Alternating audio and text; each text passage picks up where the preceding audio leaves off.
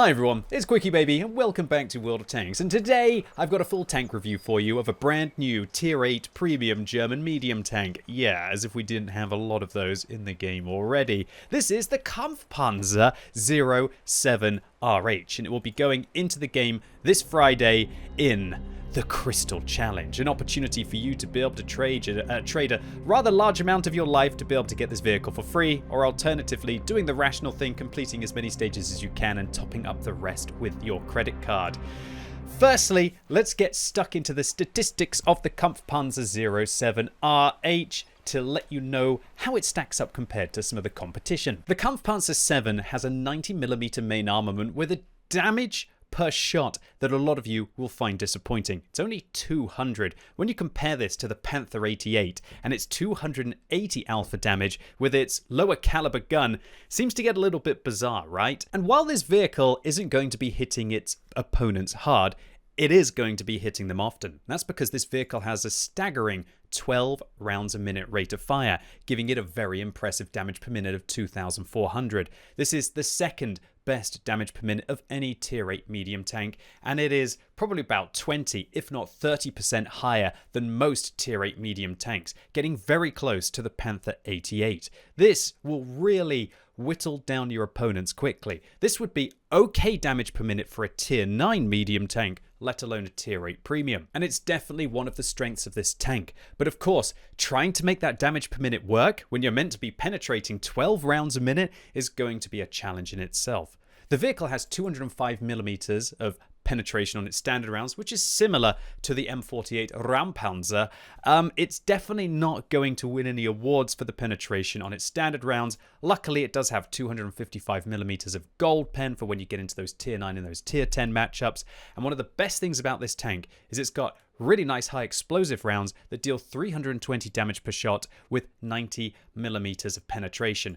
Now, if you can pen these, that means that this tank goes up to 3,840 damage per minute. So if you're playing against light tanks or glass cannon vehicles, this thing is going to be evaporating them in mere moments. And moments, they're probably going to be moaning as you evaporate them in moments, right?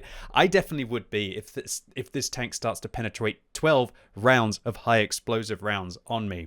So the shell velocity on this vehicle, fairly standard, doesn't have APCR. As its premium round, it has high explosive anti-tank, which is kind of disappointing when you're having to snipe at long range, especially considering how much you have to fire in this tank. It does feel quite tricky to be able to engage your opponents at decent distances because of that, unless they're literally sitting completely still. The vehicle luckily carries a huge amount of ammunition, 80 to be exact, and that gives you more than enough ammo to take the great AP rounds for when you get into your good matchups, those high explosive anti-tank rounds for your bad matchups, and also a good glut of high explosive rounds for when you're shooting at those weakly armored tanks and you want to pump up that DPM. So the Kampfpanzer 7 has really good gun handling with 1.5 seconds aim time. That means that it practically has no aim time on this tank, and it really helps to whittle down the aim time to be able to get that rate of fire going. The accuracy at 0.35, it's not fantastic like many German tanks are, but at least it's not awful like you have on the M48 Kampfpanzer, and you can snipe pretty well. The gun handling on this vehicle is again great.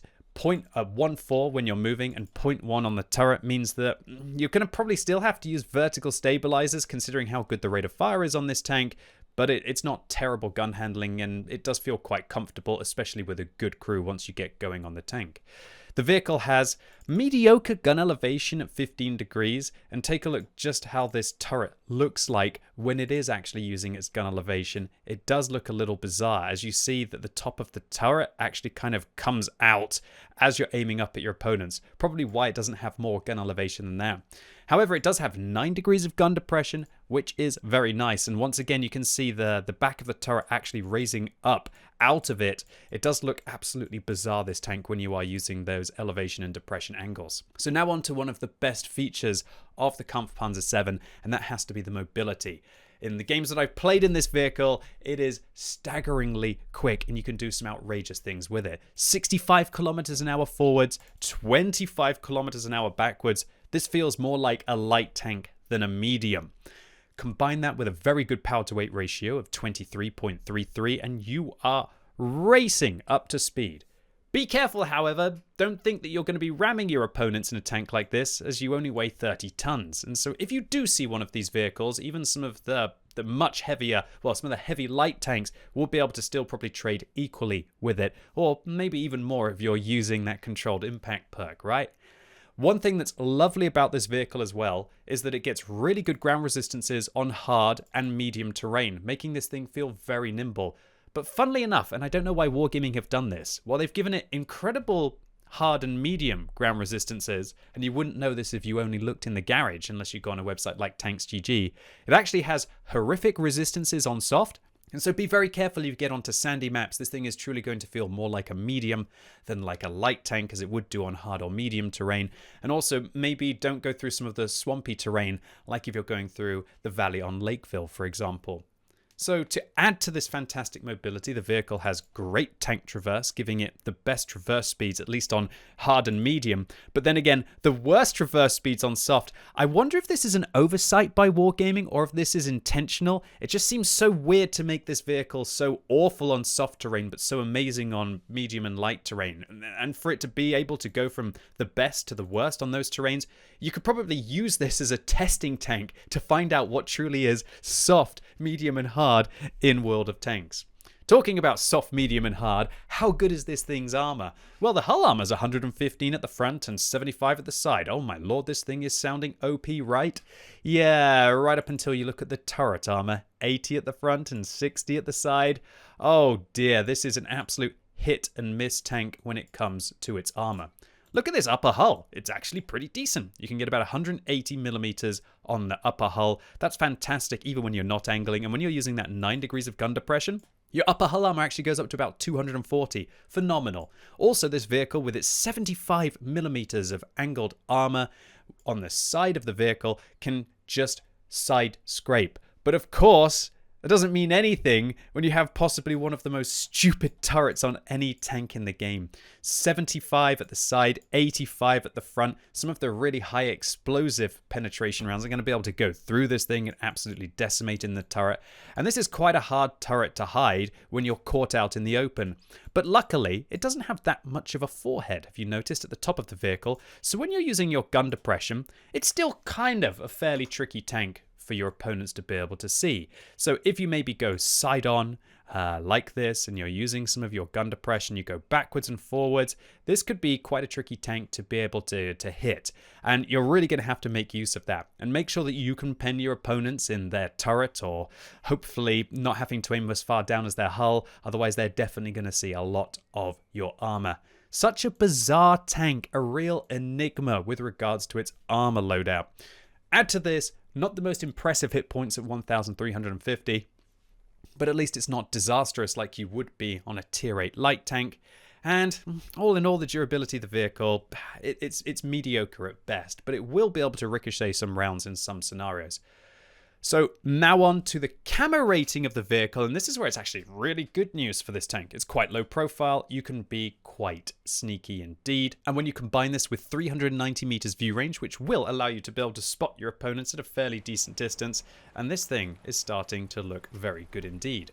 With my full Leopard crew, which work perfectly in this tank, with the commander also being the radio operator, I can get up to nearly 25% camo when I'm moving. And with good crew skills, bounty vents, and a premium consumable, you can get up to 454 meters view range without the need to drop vents and use coated optics. But definitely for most of you out there, if you don't have bounty equipment, if you're not willing to use a premium consumable, and if you don't have the most skilled commander because you haven't been investing in your Leopard like I have over the years, then you're definitely going to have to take coated optics on this tank to be able to pump up that view range a little bit and really dominate at long ranges. Because I think that is where this vehicle has to dominate. It has to own it up at long range and use its mobility to keep the fighter far. But you know what? I think that's quite enough talking about the Kampfpanzer. Let's see how it fights it out on the battlefield.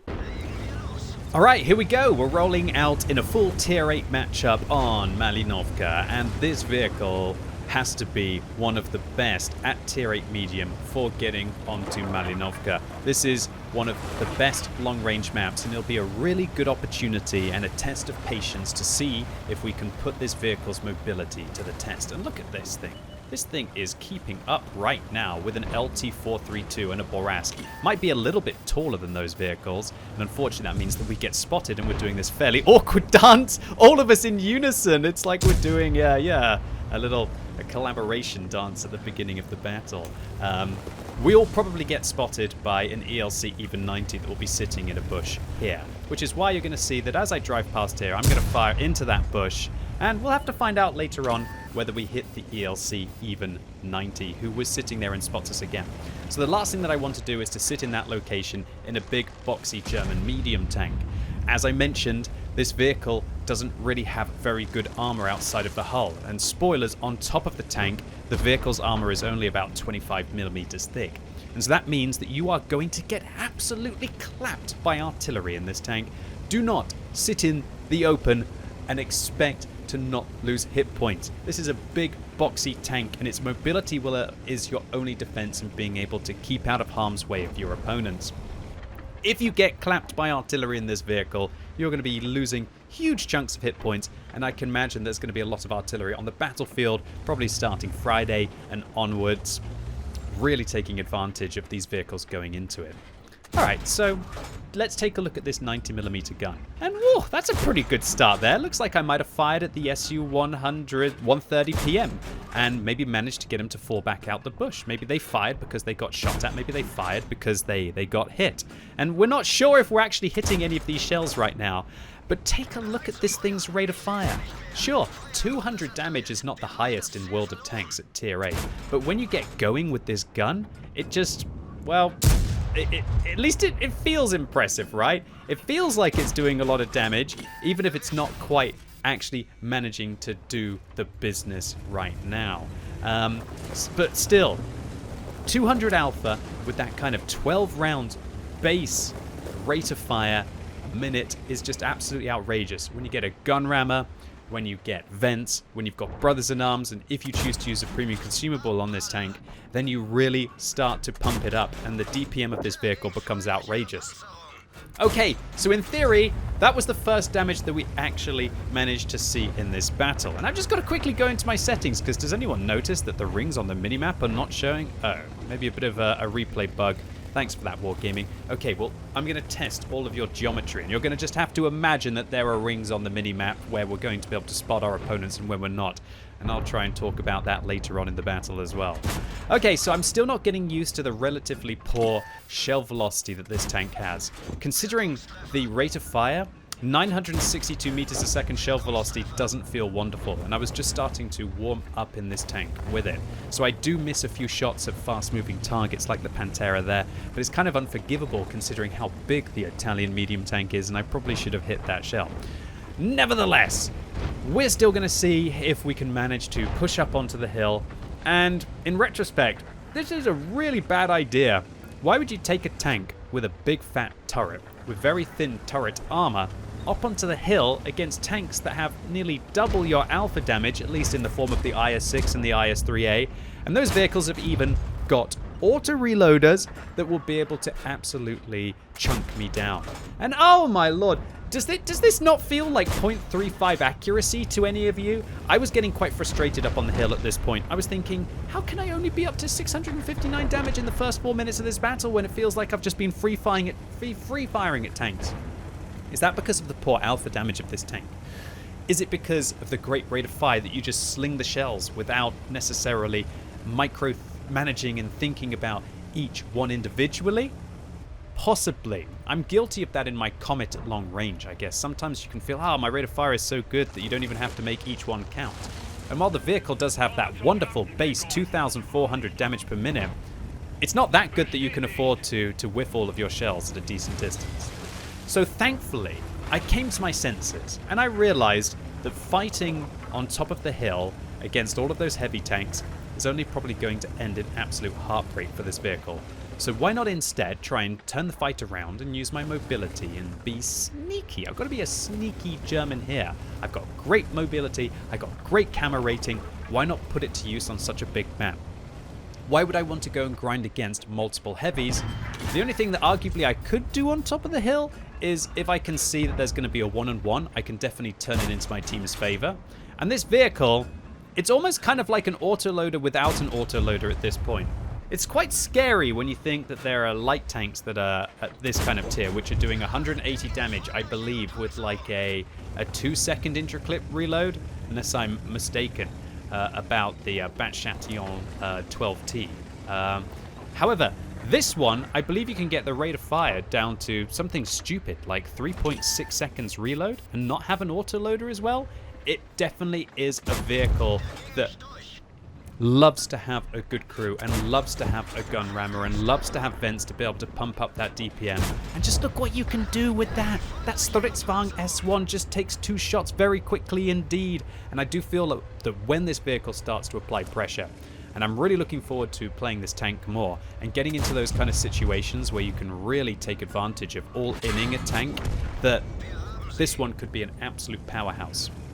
And again, with those high explosive rounds as well, with 90mm of penetration, I'm just hoping for the dream. I'm hoping for the dream of managing to catch out a glass light tank or a glass tank destroyer, or alternatively just going into the enemy base and just ripping apart all of their artillery super quick. Oh, yeah.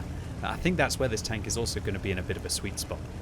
Alright, so having dealt with the STA-2, having dealt with the Stridsvagn S1, with a few of my shells and a good bit of support as well, it's now time to take the fight to the flank and see if we can out-position our opponents. And this is where this vehicle is absolutely awesome, out-positioning its opponents. Look at that 1.5 seconds aim time. It practically has no aim time, this tank.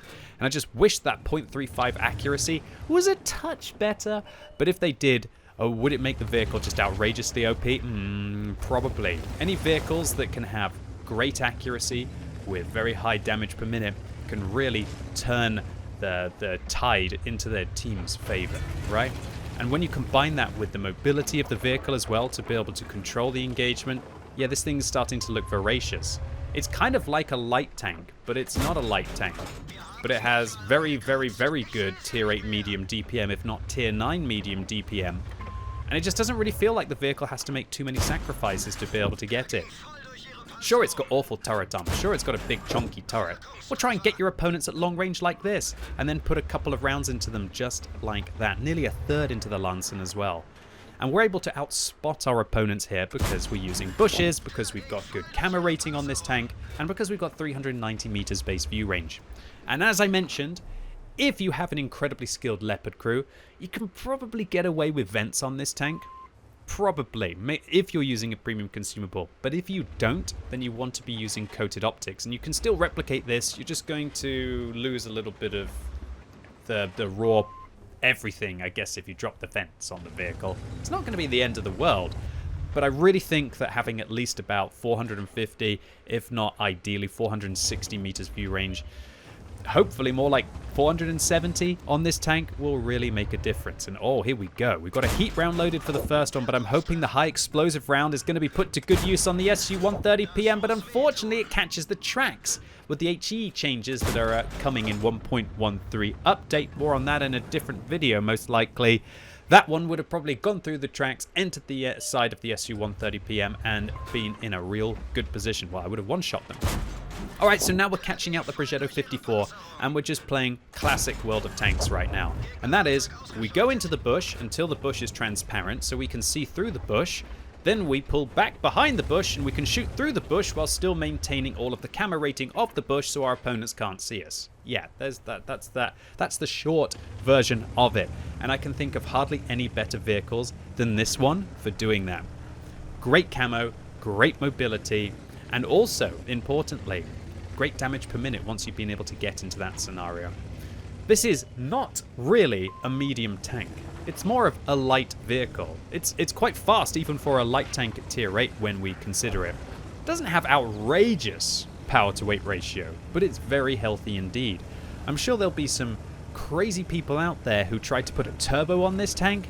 And you know me, hook, line, and sinker. I love to put a turbo on everything, but I wouldn't put a turbo on this tank. I really feel like the vehicle needs vertical stabilizers, it needs a gun rammer because you want to maximize the DPM of the vehicle, and then it's down to your choice of either vents or coated optics. I really can't imagine using anything else on this tank. Alright, so this game is neck and neck right now. We've got 3 tanks versus 4 tanks on the enemy team, and I went into that bush to hopefully be able to catch out the Su-130PM. My artillery's telling me he's reloading. I was very disappointed in our artillery's performance there, considering that I spotted that Progetto 54 for a very long time out in the open and the artillery didn't really manage to connect many shells. But come on, M4043, you can help me out here and we can get through this one. Alright, so I've got high explosive shells loaded here. They've got 320 damage, and I'm hoping that we're maybe going to find the pesky Su-14-2. And considering the Su-14-2 has 410 hit points, I believe, then 1 HE and then an AP should do the job. And there he is. We put in an HE shell. Actually, I don't fire immediately because I wanted to see if I could remain unspotted. Unfortunately, I couldn't. I get lit up, and so I decide, well, I'm spotted. I might as well fire, right? The artillery finally hits a shot. Thank you very much. Didn't kind of feel necessary, but whatever, Trevor. I'm happy that they managed to connect the shell. And we changed the game from 3 versus 4 now into a 3 versus 2 as the Kampfpanzer on our team manages to shut down the Pantera. Now, I fake that I wanted to go up on the hill, but now I'm going to retreat, because the last thing that I want to do is get spotted by an IS-3A. If I get spotted by an IS-3A, he's going to kill me in 3 seconds. Because I'm a big boxy tank, my armor's not going to be able to take that 122mm round, and the 390 alpha damage is going to absolutely devastate my vehicle. By falling back and controlling the engagement again, I put it more into my favor. I'm going to load a high explosive anti-tank round here because I feel like it will have more chance against the IS-3A. The artillery might have splashed. I might have hit. In retrospect, I think that was a bad idea to reload there. I should have just gone with the armor-piercing round. And the IS-3A is still pretty much on the same hit points that they were spotted on. But whoa, there you go! We get 391 spotting, and the Kampfpanzer manages to finish them off. I reload a high explosive round and put it right into the top of the Su-130PM, showing just how absolutely lovely those HE rounds are for finishing off your very weakly armored tanks. And there you go. That is the Kampfpanzer 07. So if you're wondering about this style is what you will get if you choose to purchase it after you've completed the mission marathon or you purchase the tank. I think the style, I don't know exactly, I think it's going to be 2,500 gold if you complete half the stages of the post-mission marathon grind, or it's going to be 5,000 gold if you want to get it immediately. Is the style worth it? Well, I think it looks rather fetching. Is it worth 5,000 gold? No style in World of Tanks is worth 5,000 gold. But who am I to tell you how to spend your hard-earned cash? So just before we take a look at the post-game stats, I'm interested in how many of those blind shots managed to hit. We saw us do 3,188 damage, and in actuality, we managed to do 4,289, meaning that we probably hit about 5 of those shots blind, including managing to hit that ELC even 90 who was skulking around that bush at the beginning. Gosh, that was a lucky shot. So this was an ace tanker for the Kampfpanzer 07 with 1,522 base. We get a high caliber for that amount of damage dealt. And while we fired a good amount of heat rounds, even if we take away the 50,000 credits that we receive for some kind of funky mission payout, we still made 78,000 credits profit this game. And a lot of that is down to the fact that the standard ammunition on this vehicle is actually incredibly cheap, with only 345 cost per shot. But of course, as soon as you have to start to slam high explosive anti-tank rounds, we're only doing 200 damage and costing 4,400 credits. That will be a quick way for you to lose credits when you play this tank. So all in all, the Kampfpanzer 07, what do I think about this German medium tank? Well, I think it's different enough to warrant a place inside the game. It's kind of like a light tank, medium tank hybrid, and while we've got so many German medium tanks, at least this one does feel a little bit fast and furious.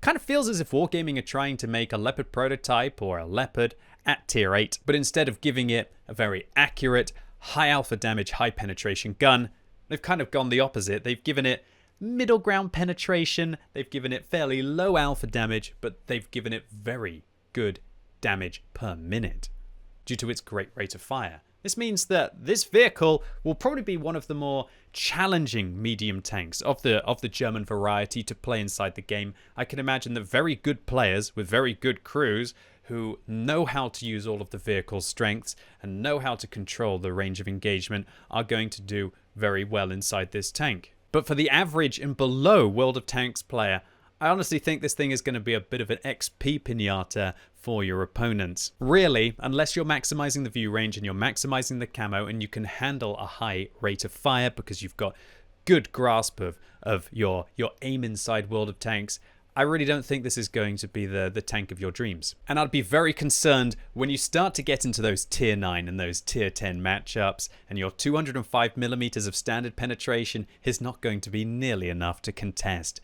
your opponent's armor, that you're going to have to load so much heat that you're even probably going to end up breaking even or losing credits playing this tank. Anyway, ladies and gents, boys and girls, that's it for today. Really hope you enjoyed this review. If you did, make sure you give the video a thumbs up, but if you hated it, give it a thumbs down and let me know in the comments what you think about the Kampfpanzer 7. Do you think that it looks like an absolute stinker? Do you really think we needed another tier 8 German premium medium tank in the game? Or do you think this thing looks absolutely awesome and you can't wait to be able to attempt the Crystal Challenge to be able to unlock this vehicle? And as always, thank you so much for watching. You've been epic and hopefully I'll see you soon.